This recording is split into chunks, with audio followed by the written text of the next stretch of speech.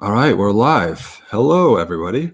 Welcome back. As you can see, I'm joined by Zach Kemble, who's no stranger to the live stream. Zach, thanks for joining us. Of course, right. Absolutely. Let me just get things set up, guys. First of all, welcome. I just want to say, you know, how much we appreciate everybody tuning in. It's kind of an interesting day. I think, as we're all aware, if you're tuning in live today, Monday, you know, it's a bit of a somber moment.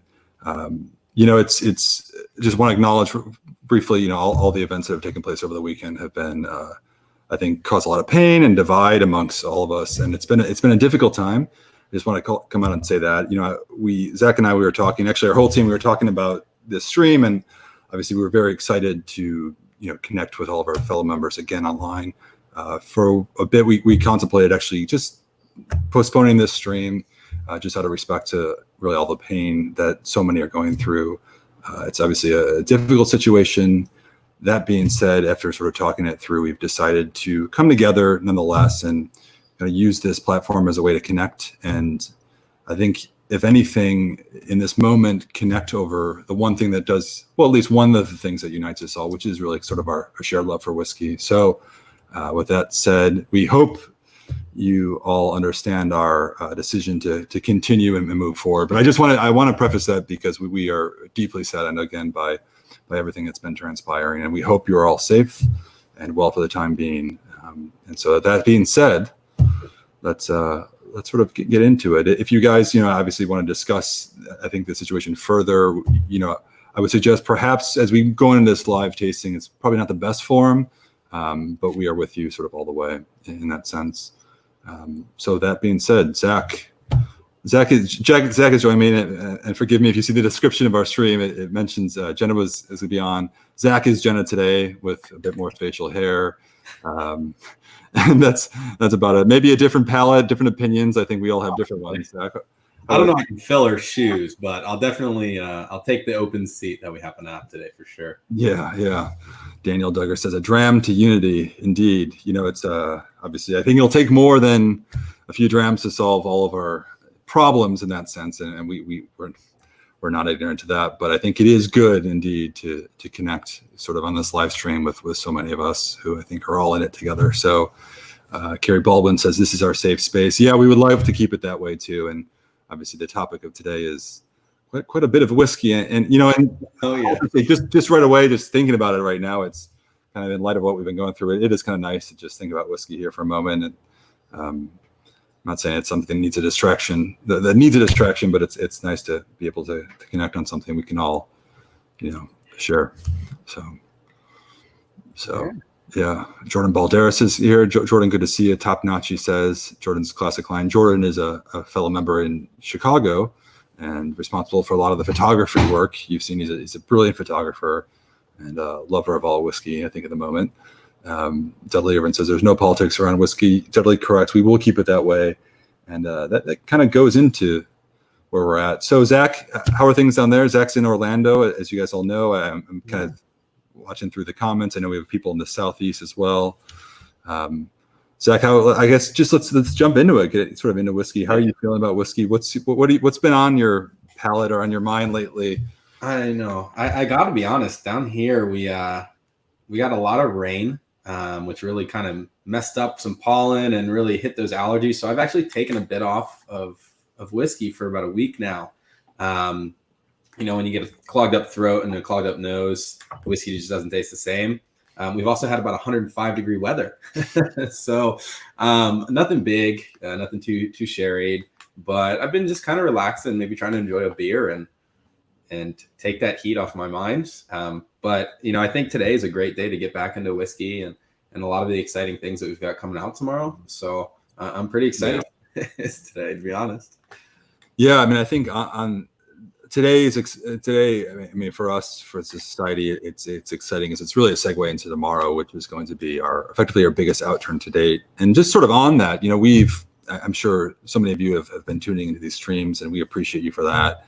Also sort of ordering from our outturns. And I think I've seen some comments that suggested, you know, a lot of our casks have been drying up pretty quickly. meaning shortly after release. And, you know, I think we've addressed at least as many people who have reached out to us regarding the festival release. And obviously some of those moved faster than ever before. So really, I think for us as a society, committed towards always focusing on the highest quality of whiskey, without lowering quality standards whatsoever, we have been able to really accelerate the release of single cask whiskeys from, our friends in the UK and bringing them over. And so last month, May, officially last month now, we released our biggest outturn to date with 20 different casks. And it was a really kind of a crazy time. I know a lot of you guys were really in tune with that. We were here. We had a huge live stream. The release was remarkable. It was kind of a historic moment. And then, following sort of the growing enthusiasm resulting largely from the pandemic, with all of us at home, turning to whiskey exploration as sort of like a go-to hobby, we've really felt that the necessity to increase that selection even more. So tomorrow we have, how many do we have, Zach? Overall, I think it's about 24. Yeah, okay, that's right. I'm looking up too. Yeah, so we have 24 casks coming out. We will be following that up with a selection in the mid-month, which will be the third week. And so we're looking at no less than 30 casks in 1 month, which for any of if you're a fellow old-time member from years back, I remember when we were releasing 4 to maybe 6 a month, and that was a pretty big selection to choose from. And now we have 30, which is pretty wild. But I hope you guys know it's really kind of just in support of our members who are asking for more and more whiskey right now. So it'll be a fun one, and yeah.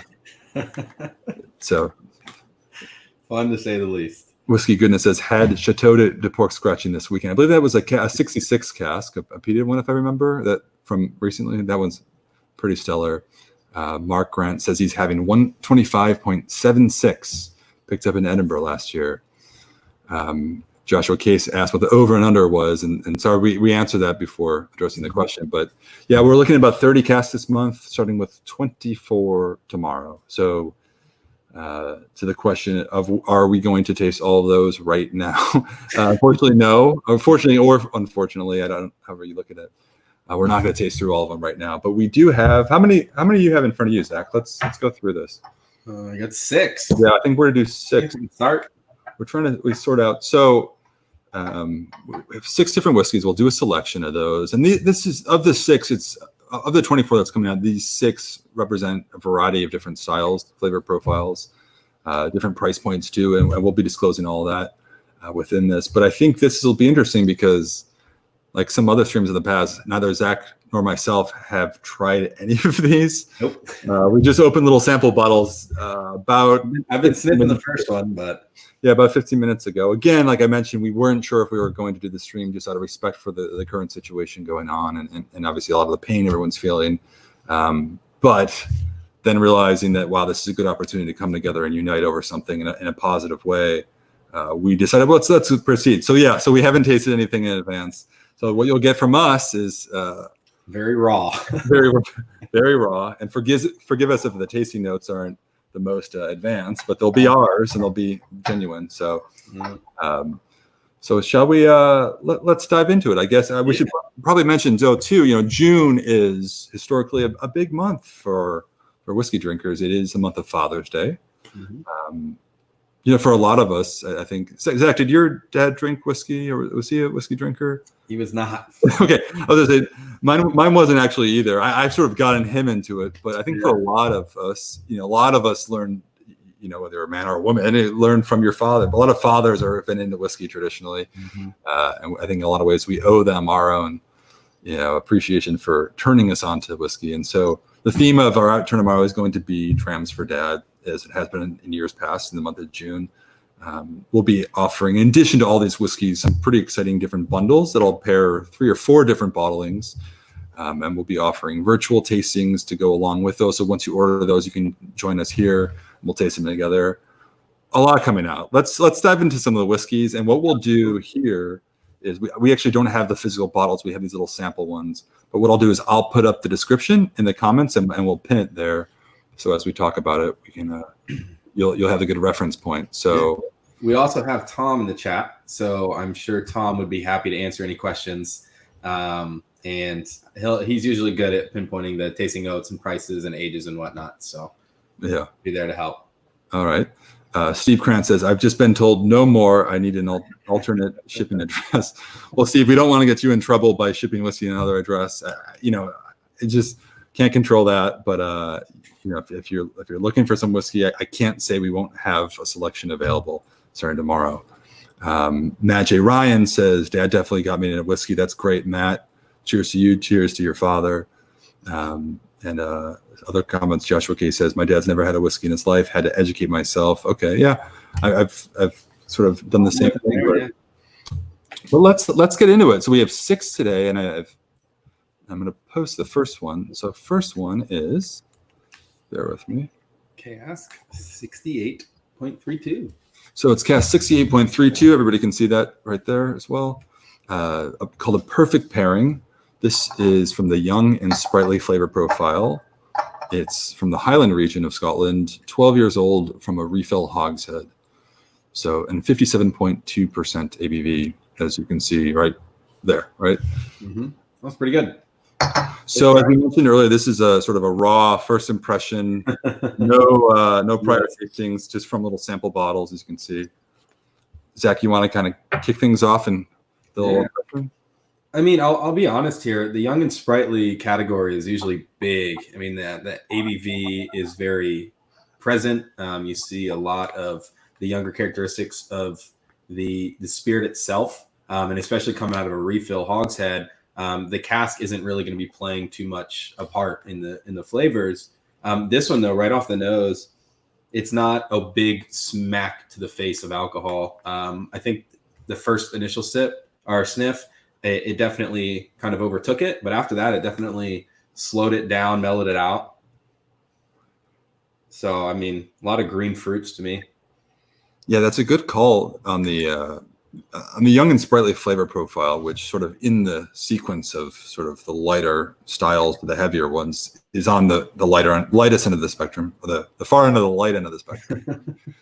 So it is mostly the younger whiskeys which do retain a higher ABV, which is generally reduced through maturation over time with evaporation and whatnot.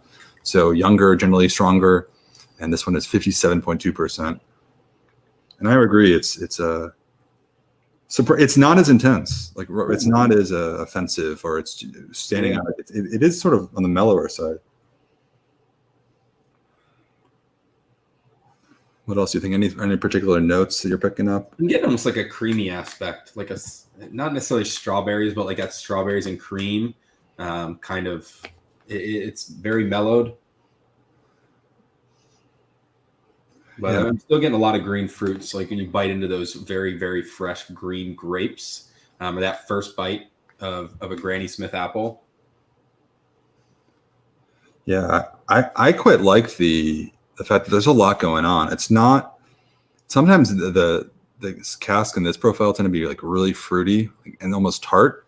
This one's not. It has a sort of a light sweetness to it, but there's more of like a fizzy, a candy fizz, and maybe like an earthy undertone to it. Mm-hmm. Like almost like a little bit like a minerality.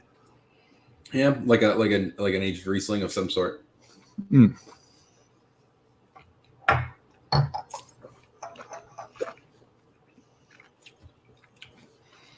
I got to say that immediately the alcohol definitely showed itself on the palate. That's strong. Mm-hmm. It's explosive on the palate.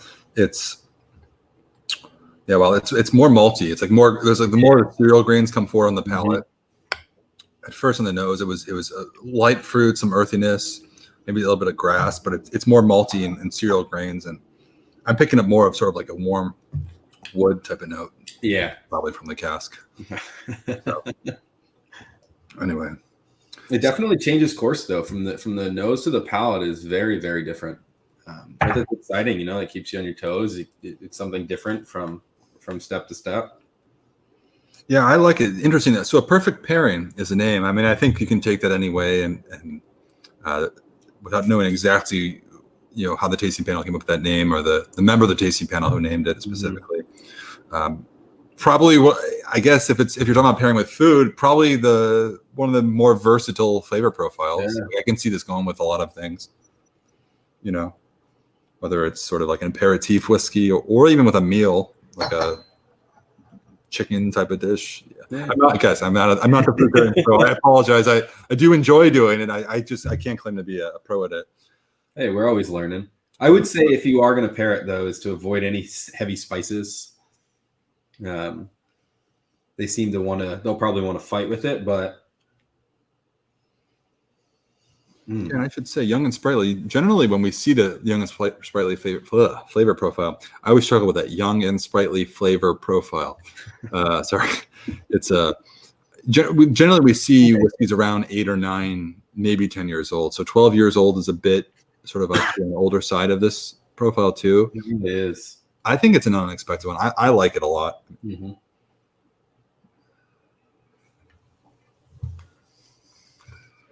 Jason Whiskey Wise, good to see you here, tuning in from the UK.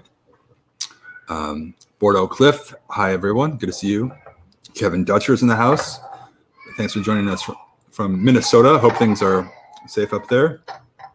What a crazy time, but good whiskey. I think it's and a good start.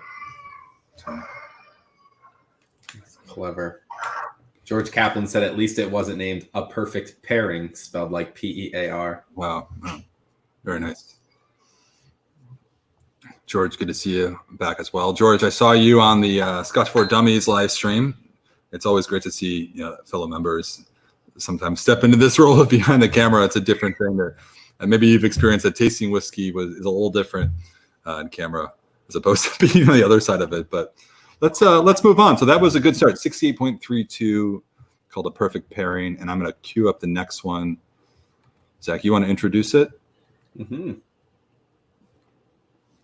All right. So the next one, it looks like, is a cask 12.35. It's called Meringues Floating Over Gardens. Is in our light and delicate profile. It is an 8-year Speyside from a second fill barrel, coming in at 59.4%. So let's see how this one turns.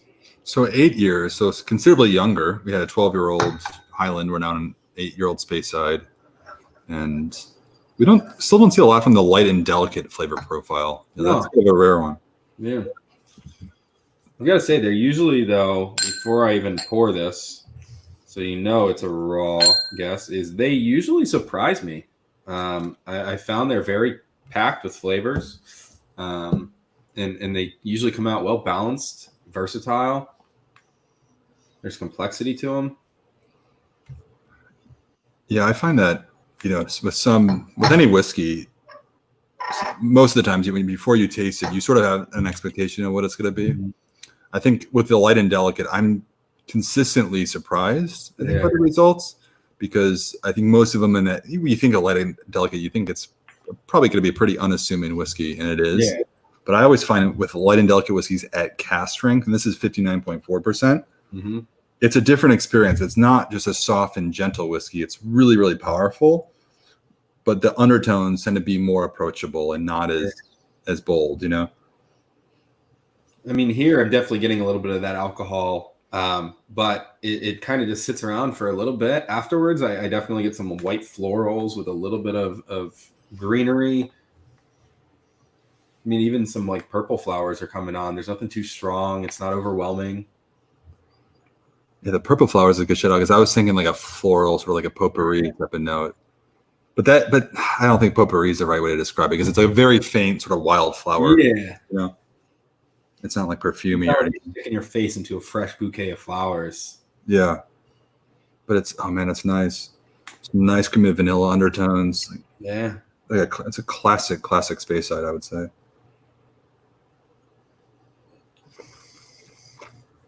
Mark says, I need to join. I am procrastinating. Would love to have you, Mark. I think we have a great group here. And that was that was not so light and delicate. That was a beast of a whiskey. You tasted it yet? Man, have you tasted it? It wasn't too bad. Did you taste it yet? Down. Oh man, I got to bring it down a little bit. Okay, so that is, what was it? 59.4%. Okay. Sometimes, again, I just fell for my own trick. Light and delicate flavor profile, talking on YouTube and Facebook, if anyone's tuning on Facebook too, and then sipping a whiskey that is near 60% and totally forgetting. Ooh. So that's a big one. Sticks. Oh man, I have to say adding a bit of water. I mean, this one changes dramatically. I get almost orange zest now. Orange, completely off path from the flowers. Yeah, I get like a bit of ginger and more malty character comes forward again. Mm-hmm. It's completely evolved. Dudley says, I'm still digging most fun with your cloves on. How does this bottle compare? That's a good point. That was a cask from our May Outturn. I just remember the name pretty well. Most fun with your cloves on. I would say that one, again, going from memory, and forgive me, I have the bottle downstairs. Afterwards I'll go compare, but that one was a bit more herbal, and this one doesn't have that. And then like the clove in the name is the spices were a lot more visible in that one. Yeah.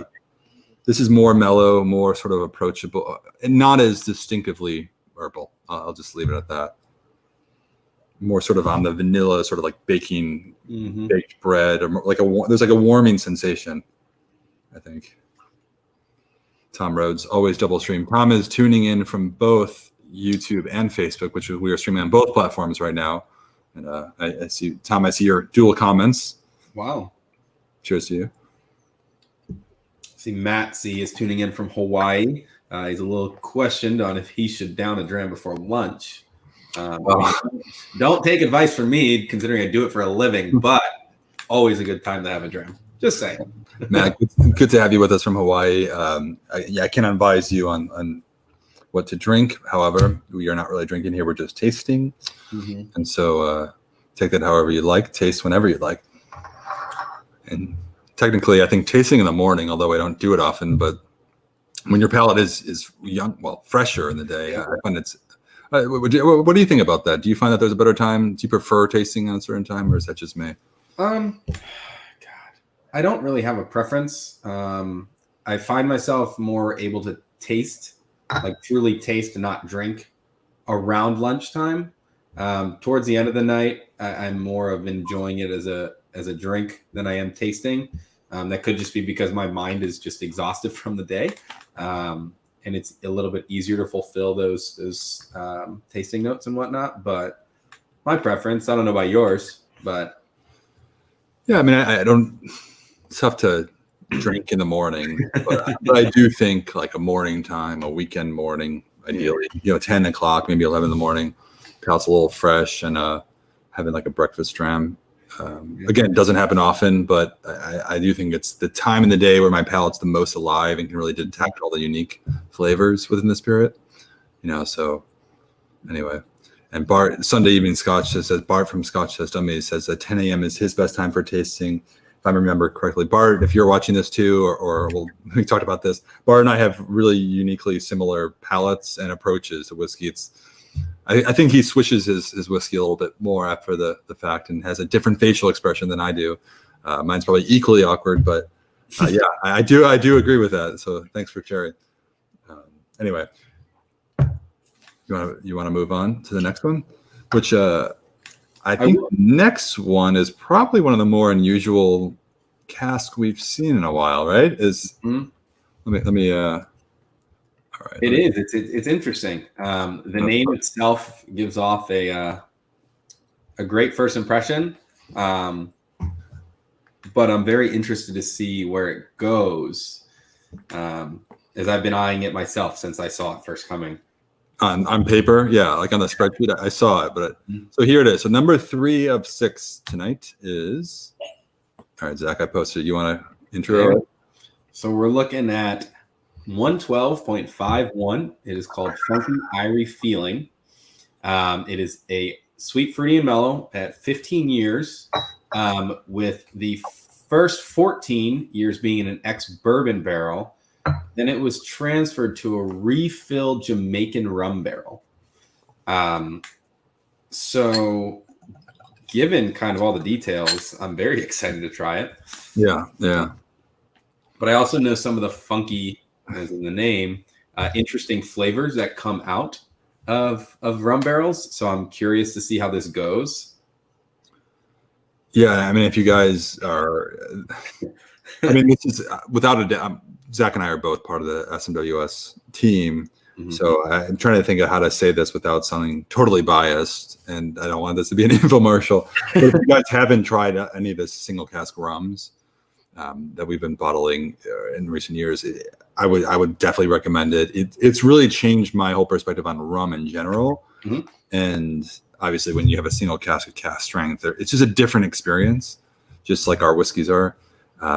So the Jamaican rum is perhaps there's some rum enthusiasts out there, please chime in, but Jamaican rum is considered often like the Isla of rum, and it's just so out there. It's different from the rest. With Jamaican rum, it's really funky and fruity and a lot of like banana notes. But there's a good variance of the Jamaican rum on the mass market than the sort of single cask Jamaican rum. But interesting. So, but it's the wildness of the flavor profiles, I would say. So, you picking up any of that?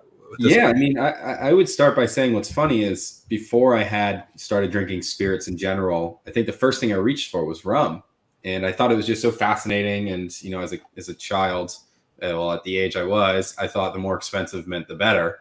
But as I got more and more into it, I moved away from it and came into whiskey.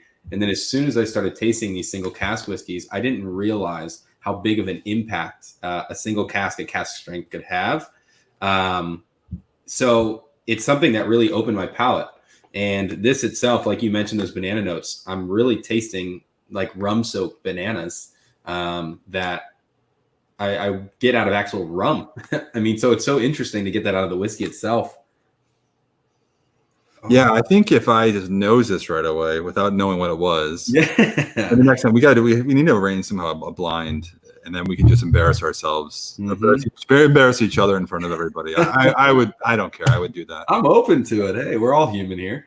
But I would definitely guess this were a rum if I were just nosing it, because the only thing I think that would take me away from it being a full blown rum is that those glue like rubber notes are not as heavy. They're not as present here. I'm definitely getting them. But they're usually a little bit more prevalent in rums to me. But oh my gosh! So this is a cask 112.51. So distillery 112, Southern Highland distillery, known for sort of producing a funkier, more unique style of spirit, whiskey, the whiskey itself. So we're now coupling this relatively funky Highland whiskey with the Jamaican rum barrel for the final year of 15 years, and the 15 years of maturation, which is sort of, I think, good age there, and a lot is going on as a result. I'm still nosing. Sorry, I'm just okay. I'm getting past that sort of that over-ripened banana notes. Or what did you say it was? Something soaked, like just it was like rum soaked bananas. Rum soaked, yeah. I mean, yeah. Because I mean, the reason I say it too is it could be like bourbon soaked or cooked bananas, but it truly takes those small nuances from the rums and the heavy, like I said, like glue or rubber, like aromas, and it mixes them into one without being too overpowering. And it's just, oh my gosh, it's fantastic. Yeah, and there's into something that I get like a white chocolate macadamia thing going on now. I mean, so often do we describe the note of chocolate in whiskey, like you hear that all the time, and I think we taste that at times, usually coming from the malt, but the white chocolate note is totally unexpected. I mean, I'm almost getting like tobacco out of like maybe like a light Connecticut blend. Like it's there, but it's not overpowering. It's not a smack in the face like a Maduro or anything like that. Yeah. Jason Coates asks, any clue about the origin of the rum cask? Well, all we know is that it is Jamaican. So one of the Jamaican distilleries, but to which one we do not have visibility on that, I'm afraid. But I just love the subtle nuance, just the harmony between that funky Jamaican rum and the funky Highland spirit, which there's a lot. I haven't added water, but plus this is 58.8% ABV. Yeah, I haven't even added water, and I'm still perfectly okay with it. This to me is a bit of a dessert whiskey, but not like a fruity dessert type of thing, and it doesn't have the viscosity of like a thick, heavy dessert like cake or anything, but it's definitely flavors of it. Yeah, I mean, for me, I'd probably be not with like a chocolate dessert, but like a fruity or sort of a custard or whatever. Here I'm exposing my lack of food pairing expertise again, but I'm just a whiskey taster, guys. But it's really good, like seasonally, like warm weather type of whiskey, which we, I think we often attribute whiskey as being sort of a cold weather drink, but this one I think is good for the summer. Yeah. So. Andrew Cox is asking what time this will be available tomorrow online. Tomorrow it will be out at 1 p.m. Eastern time. All casks will be released at that time. Yeah, 1 p.m. Eastern. And Daniel asked, was this a finish or a full-term marriage? So this was 14 years first in an ex-bourbon barrel, and then 1 year in the refill Jamaican rum barrel. So that, by definition, that is a finish. Mm-hmm. And I think it's interesting.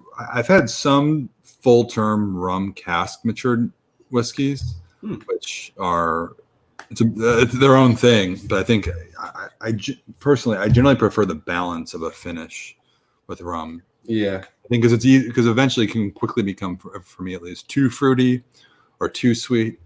And so I think I just appreciate the execution of just the sort of finish, which is just enough to be present, but not enough to overpower the actual spirit beneath it.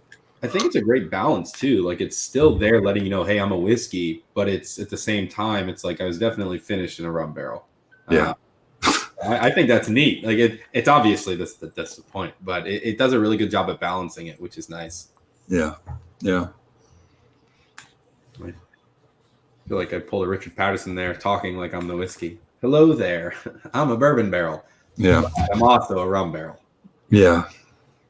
Drew Bills, good to see you. Drew's in the house. Let's Drink Whiskey says, hey, Drew. Let's Drink Whiskey was already in, but good to see you again.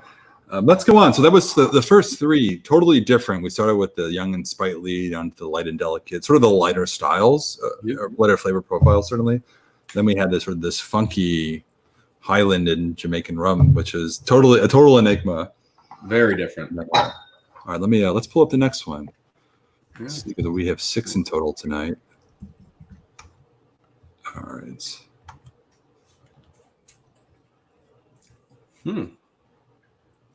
This one looks all right. So everyone loves a 1 or a number 1. What's our next one, Zach? I don't know how to pronounce this, but our next one is cask 1.219. It's called Dessert Triptych Petrichor Brulee. It is a spicy and dry flavor profile and is a 10-year Speyside. This one actually comes in a full maturation and a refill Oloroso butt. And a nice hefty 64.3%. So, I mean, again, off of paper, I always look forward to full sherry maturations coming out of Distillery One. They do a very great job, I think. However, this ABV is throwing me for a twirl here. 64.3%. Yeah, it's high. It's high, yeah. So there's a sherry butt, there's a cask, and by volume, those are huge and generally will yield a higher ABV. Mm-hmm. This cask 1.219, if you actually check our shop online right now, you'll notice there's a few bottles left. I think there are a few still of 1.218, which is the first of a trio of these bold, intense, sherry butts from Distillery One. I guess that has given off the information that eventually we'll probably see the third 1.220, but for this one, 1.219, another sherry butt, high ABV, and the spicy and dry profile. So that usually tells us the sherry, and you can tell right here, on paper, the sherry influence is generally not as intense and overpowering with the spirit. It's more of a harmonious, likely from a refill cask, which I do want to point out Joe Manguno said that it's pronounced triptych. Learning something new every day.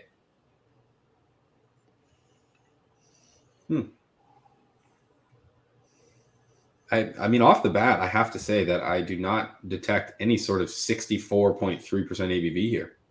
I know that's what dangerous about it, isn't it? Uh-huh. Oh man, really nice balance between like this really raw, like this raw cereal note. I keep going. I'm on the cereals today for whatever reason. I keep going back. I picking that up and everything. But it's there. It's definitely there. It's not a pat yourself on the back kind of a dram. It's one with personality. It's like, I've entered the room. Here I am. Deal with me however you'd like. But you can tell from the color too. It's sort of like a dark golden, sort of a light amber hue. Actually, in the light here, it looks lighter than it really is. But and I think the color carries through to actually the aroma in the sense the sherry influence is subtle. But it's definitely there. Yeah.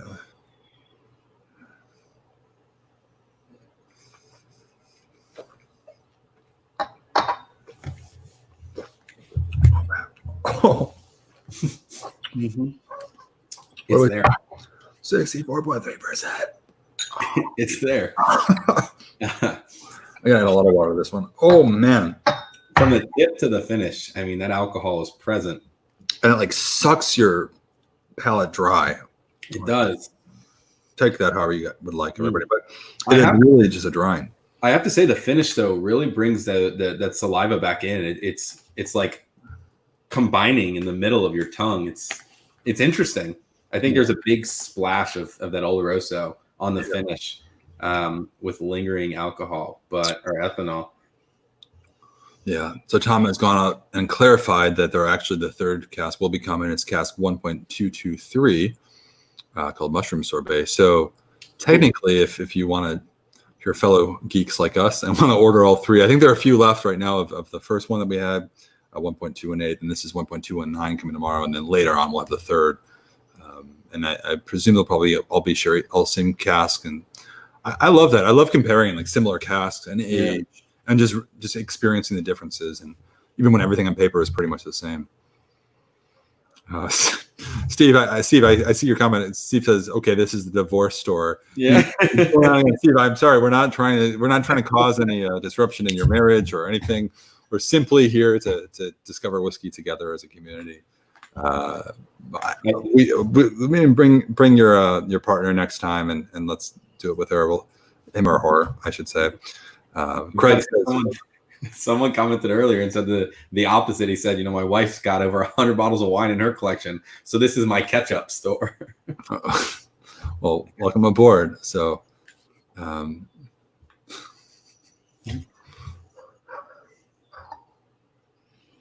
yeah, so I just, again, when you think of a sherry matured whiskey, oftentimes you think of like a rich, luxurious style, which I think we all enjoy for the most part. A lot of whiskey drinkers love the sherry style.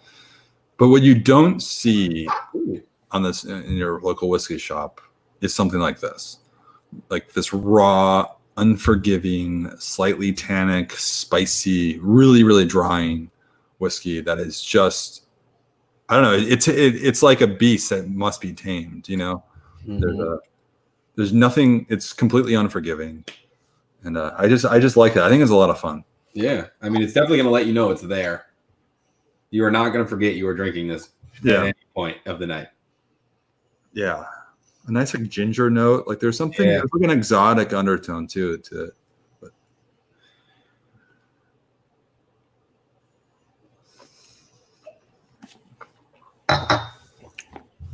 If you added water too. Mm-hmm.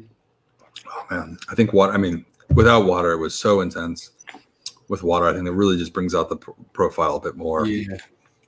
With a nice harmony. Get a little more of the sherry on the mid palate too after the water. Yeah. It's like that dry, nutty Oloroso sherry with a little bit of dark fruits in it. Mm-hmm. Yeah. It's more of like a darker chocolate, maybe like the chocolate covered peanuts. I like that nutty note. Yeah. I think the Oloroso is doing a great job here at bringing it all together versus like that gooey, sticky PX. Yeah, it's interesting, guys. I think oftentimes when we think of sherry, we all think it's the same, but really there are so many different types of sherry, and the the Oloroso, like the classic sherry, which is used most of sherry mature whiskeys are Oloroso sherry. It's like that dry, spicy, nutty note. It's very, very different from that, like you said, the sticky sweets, sugary Pedro Jimenez style. But I quite like this one. You know, I like the style. So that's that. We still got 2 more exciting whiskeys to go through that. So. That one definitely. Even after the 5 minutes that was in my glass, I'm already seeing a change. Obviously with the water addition too, but I think it's changing for the better. Brianna pointed it out that this is a type of bottle that would be exciting to see how it evolves after being open for so long. Yeah, this one would be one to see that on for sure. I think that's a really good call, especially for me, like sherry matured whiskeys at really high strength. This is 64.3%, which I would categorize as high. And if that's not high, I don't know what is, but I do think that's a really good call with some air time, a bit of oxidization. I actually think that could be a good thing with this bottle. Like, so if you have a bottle, I think have a dram or 2 or however many you'd like if it's your bottle, but after a week, I think you'll probably see a noticeable difference. And in this case of this style, I think it's oftentimes it's a good thing. You know? So it's almost got like a tannic grip to it too.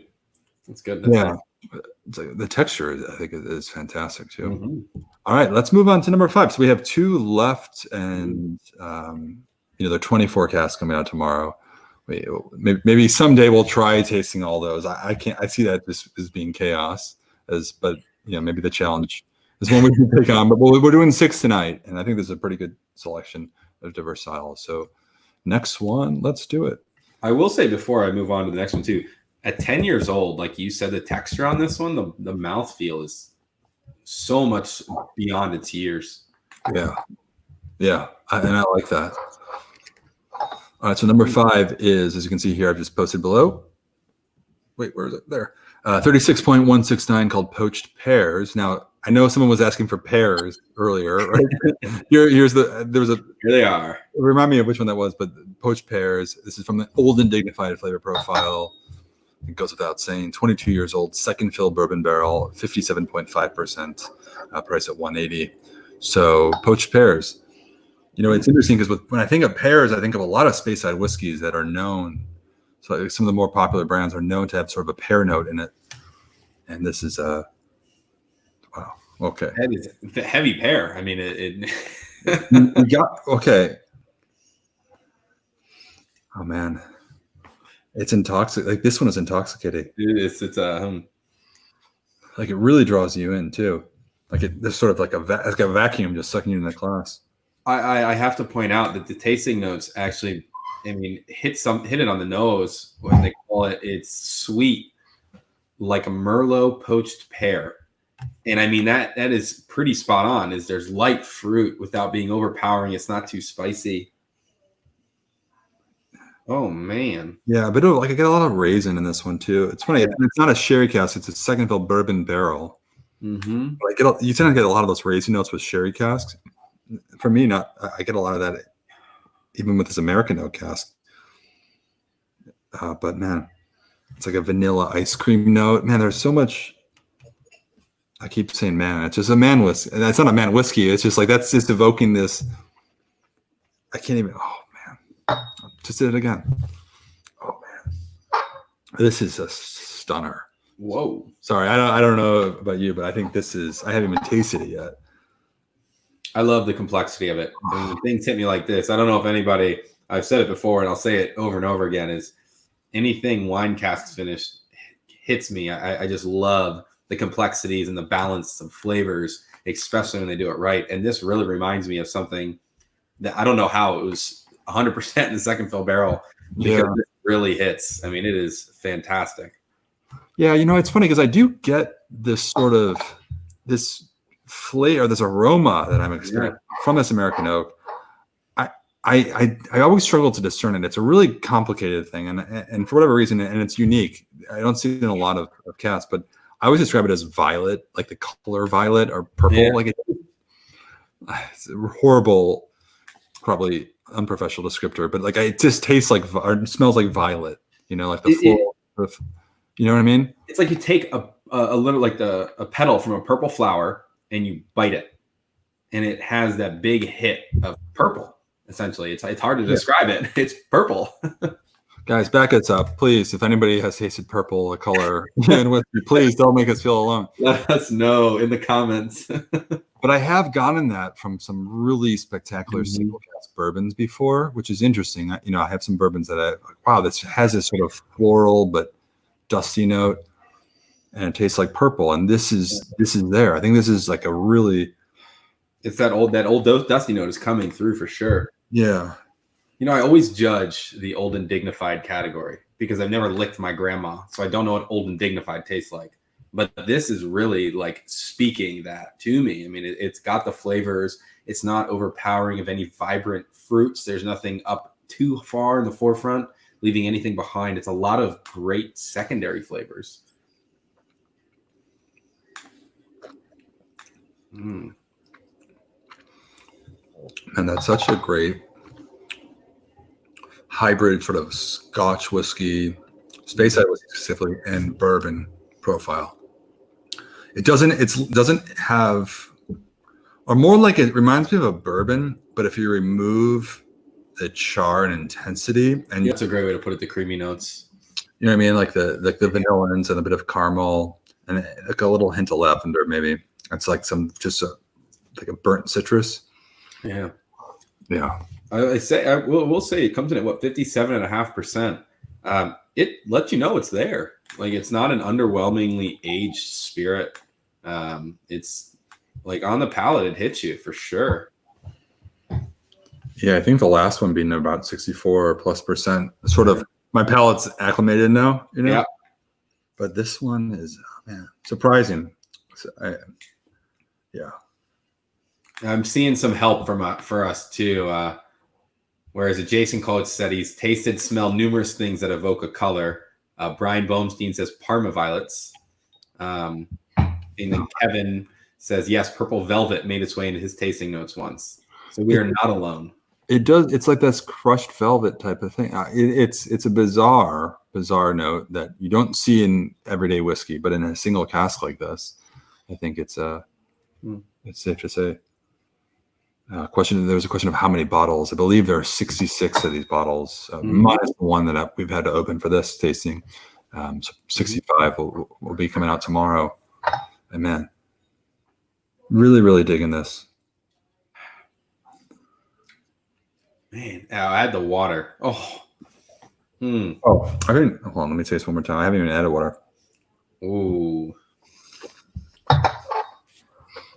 You talk about more. Oh man, this is if I know a lot of members love Distillery 66. I have to admit, it hasn't been the most exciting for me traditionally, and I think this just goes to show that no two casks are ever alike. And I think if you don't like whiskey from one distillery, well, just keep don't stop exploring. I think this for me is probably the most memorable I've ever had. Again, I know that so many members love it. One of their favorite distilleries. This particular cask is just singing for me. This is, man. Yeah. I just want to finish it. We'll move on to the next one. Yeah. Everybody just hang on for a second. We're going to have a moment with it's 169. Yeah, really, really exceptional. Kyle comments, bottles should be rated with how many mans they get in the tasting reviews. Oh man. Yeah, I would give this 13 mans. Easy. And so that's a pretty high on the man scale. I think not to take away from this, and I could probably sit here for another 30 minutes just enjoying this one. Mm-hmm. I mean, it's safe to say I could do that with a lot that we've tasted this evening, or this afternoon, or this morning if you're in Hawaii. But I think moving on, we might be the 13 mans with the next one. I think the next one's pretty man worthy. So let's pull it up. Maybe. Yeah. Maybe. All right, we'll go to number 6 coming out tomorrow at 1 p.m. Eastern. Here we go. So number 6 is a bit of an odd one. because it is called 16.43 Oddly Satisfying, which was on point there. Peated whiskey from the Highland region, 9 years old, from a recharred hogshead, bottled at 62.5%. So for all the phenol heads out there, such as myself, this one is for you. Peated Highland whiskey is something we're seeing more and more of lately. And I have to say, personally, it's something that I've been enjoying more than I had. I know we all know Isla and the island style of peated whiskey. The Highlands, I think, have been really ripe with really unique takes on their own peated whiskeys. Fundamentally different, I would say, beyond that. But Zach, I mean, you tell me, because I know peat was not your thing for a while, and you're sort of exploring peat. Where are you at? What do you think of Highland peated whiskey? So, one of the first drams that I ever had was Island Park 12. So peat was introduced to me far before I knew what it was. And I mean, I'm probably one of the only people on the planet where, after tasting through the Fagil bottles, I still struggle to find the intricacies in Isla peat. That's just out of my ignorance from my palate of not understanding it quite as well as most people do. But Highland peats, for me, I've found, especially out of Distillery 16, has been something that's really opening me up to it and getting me wanting more and more to discover, peat and the true form of it. So like I said, on paper here, a Highland peat in a recharred hogshead. I think it's going to be extremely exciting. So I'm very much looking forward to it after I finish this one here. Yeah. So a recharred hogshead is essentially, prior to filling, you're stripping the inner linings of what was used and recharring it. So it's not the same as a new cask per se, but it evokes a lot of the characters and the recaramelization of the sugars and whatnot from the wood. It goes into the whiskey. So I think just what you're seeing for 9-year-old whiskey is actually relatively dark, from a very, very active cask influence. So at 9 years old, and Brianna calls out rightfully, we're seeing a lot. It's much more mature on the palate than you'd expect with age. And I think that's likely because most of the casks we are able to bottle and offer have been recharred hogsheads, which is just a phenomenal dynamic of this really active wood with peat and the Highland style. It's a lot going on paper. So what's your first impression of the water? What's your first impression of the whiskey? Have you tasted it yet? No, I'm still getting over the last. You're just pouring it right now? Mm-hmm. All right. Well, I'll volunteer if you don't mind then. Please do. Right away, this is like a barbecue smoke. It's like hickory wood or mesquite, perhaps. I'm not one of the two, but knows this. It's not like an peated Isla whiskey that's coastal and salty and medicinal. It's straight up raw smoked, like wood chips. Literally, my roommate and I smoke a lot of pork and some briskets going on every once in a while, and this is legitimately that mesquite wood, like straight off the ashes. There's even a little bit, I'd even call it a little bit of pork kind of aroma going on. Oh, I should actually show that. I do have for this one the bottle.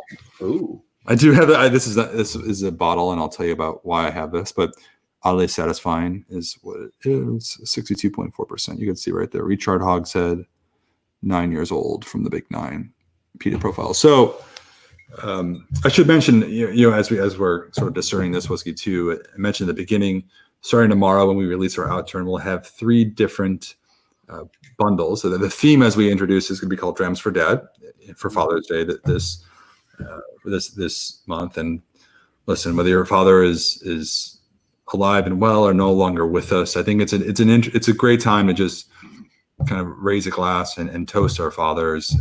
And for many of us who have inspired our own whiskey journeys, others maybe not so much. Perhaps we've had to get them into whiskey, Zach, as I think I have, and you said your father wasn't as into whiskey. But either way, the theme what we've done is we've put together 3 different bundles, selection of 4 different casks each. And so you can pick and choose from the 24 casks coming out tomorrow, or pick one of the bundles. And what we'll be doing is with each bundle, once members have a chance to order them tomorrow and moving forward, is we'll be coming back on YouTube with a series of live streams.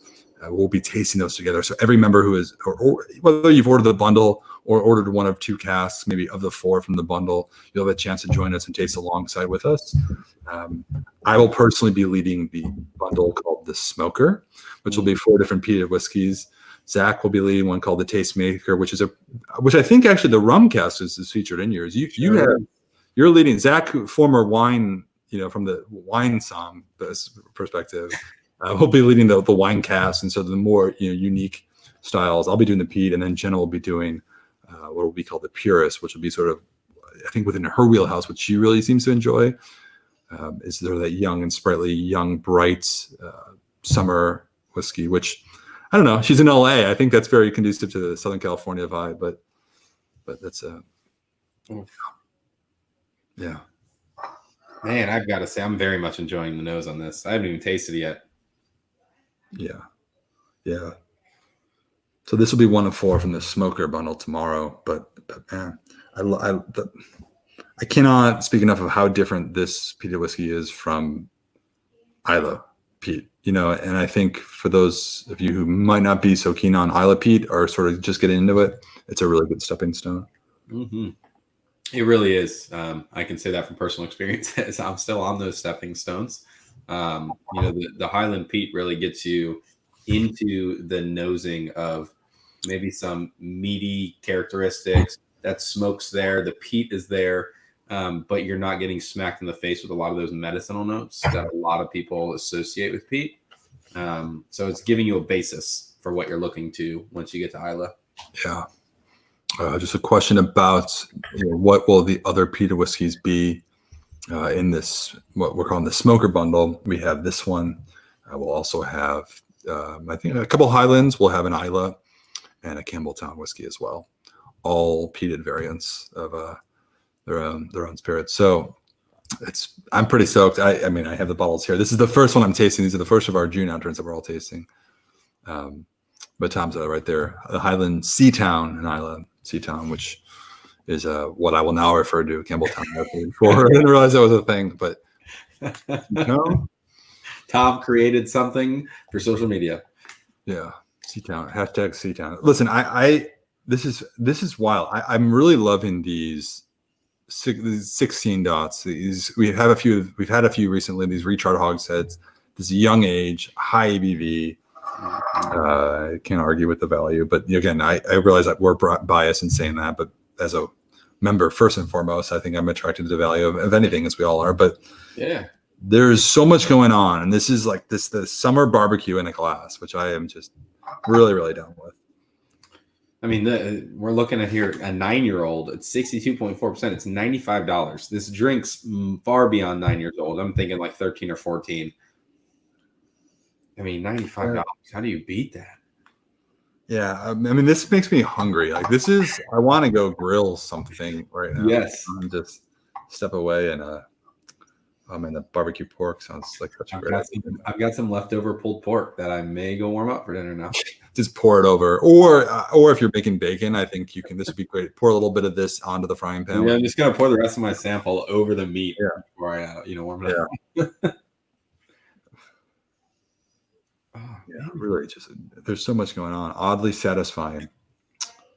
I would just call it satisfying, personally. I don't know. I'm just satisfied right now. Yeah. It's a feel good whiskey, and I think that's a much needed whiskey at the moment.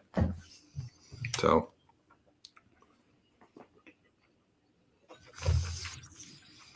we're gonna have more of this one. Let's see how that goes. So. That is all 6. We did 6 in exactly 1 hour. Mm-hmm. Tomorrow, oh man, right? Sorry, guys, hold that thought. We're not done yet.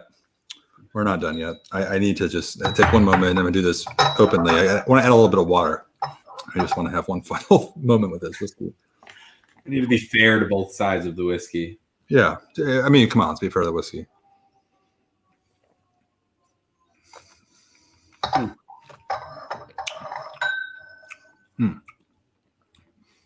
Becomes more fruity, more sweet, perhaps.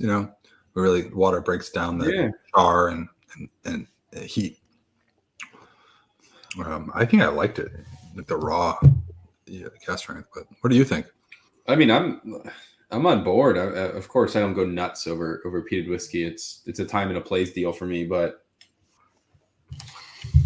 I mean, I think it's balanced well. I think the peat doesn't overtake any of the flavors, which, I mean, as you and Bart would definitely attest to, young peated whiskeys are peat. I mean, that's what they are. It's huge peat bombs.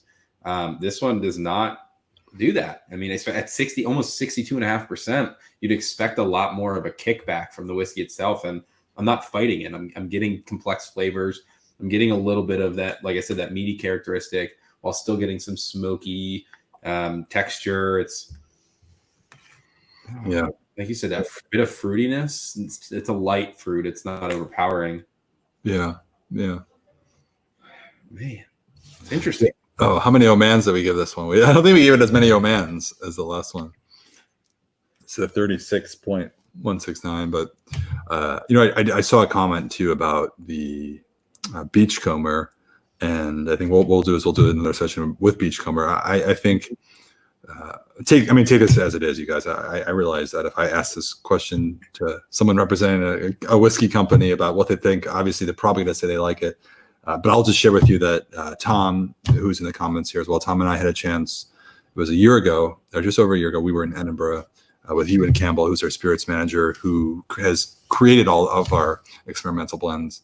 We both had a chance to taste the Beachcomber in the lab with you, and I believe it was just a concept at the time, or just had sort of gone out of the concept process of testing different ABVs with the tasting panel. It was to be bottled, and we didn't realize it would be a full year, but I was blown away then, and I'm really, really enjoying it now. I think Ewan as a blender, a guy who, you got a little sample there. Yeah.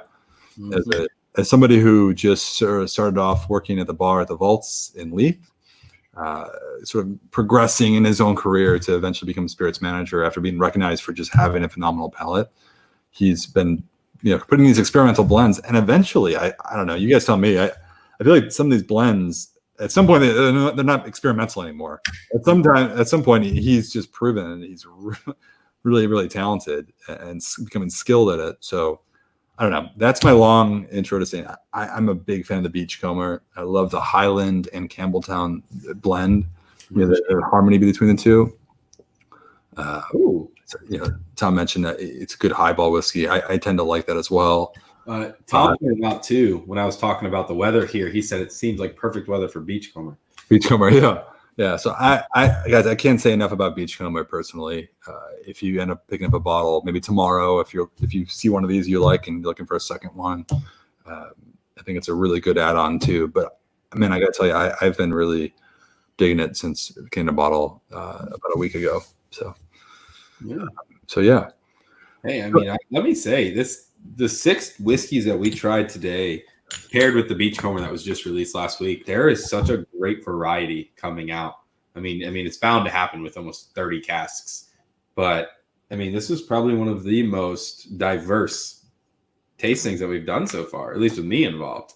Yeah, and I think just for context, you guys, and we have 24 casks coming out tomorrow, and we just handpicked 6 from the 24 that we thought, deserve attention. A lot of times there are some hidden gems in there that are just phenomenal whiskeys that might on paper not get the attention, and I think some of those are the case, and we'll go back on that, but I think in addition have a nice variety. But I think overall these 6 for the season, I know, Zach, for you in Florida it's always warm, but for up in Chicago, it's in the warm weather season now, they think they all fit really well, like the sort of young lighter flavors to the rum cask, the Jamaican rum cask finish, awesome summer whiskey, the lighter sherry butt, from the 1.219 to more of an old decadent, the 36.169, and then this barbecue smoke, which is summer barbecue.